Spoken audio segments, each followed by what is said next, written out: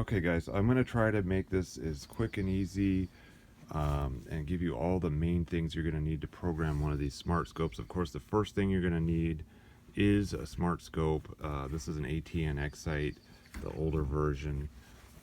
You can use the newer version, but you're going to need some kind of a altimeter or something to gauge the elevation and temperature. But mainly you'll need the scope. For this particular scope, you're going to need the Kentley battery because the features are locked out if you don't use this particular type of battery. So that's the first thing you're going to need.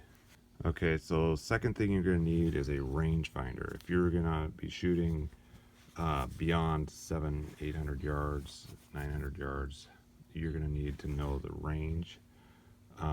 So you're going to have any kind of rangefinder will work. This one works with this scope, so there's the second thing you need, an accurate rangefinder. So the third thing you need to have to shoot at long ranges is you're going to need to know the ballistic coefficient of your bullet. Now if you go with what's on the back of the packaging of the ammunition, they're going to give you the G1 profile. You actually want the G7 profile and coefficient. Now the G7 coefficient is listed in this book, Ballistic Performance of Rifle Bullets, not to be confused with this book, which is Applied Ballistics for Long Range Shooting. They're both good books, but the one you really need is this one because it has all the information and you can actually compare your bullet to the size and weight of the one listed. So you can go through and compare which bullet you have and get the correct ballistic coefficient. But you're going to be wanting to enter the G7 ballistic coefficient in the Smart Scopes menu. Okay, so fourth thing you're going to need to know is the bullet speed, the velocity at the muzzle that your gun is shooting.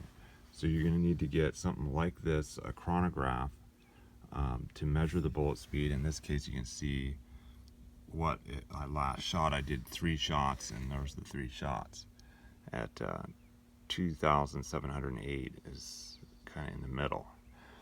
Anyways, you'll need this to measure the bullet speed, and then you're going to enter that into your rifle smart scope.